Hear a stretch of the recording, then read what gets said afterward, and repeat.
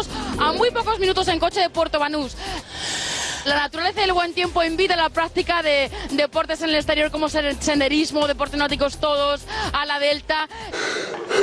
Esta mañana hemos tenido la oportunidad de visitar las ruinas romanas y las termas del siglo III, una basílica paleocristiana. ¡Que nos vamos a ahogar! Y la historia del pueblo es más o menos reciente, de siglo y medio, fundada como ciudad colonial por el Marqués de Duero.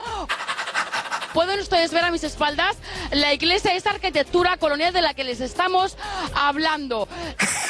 Concursos, bailes, casetas para niños, casetas para personas mayores.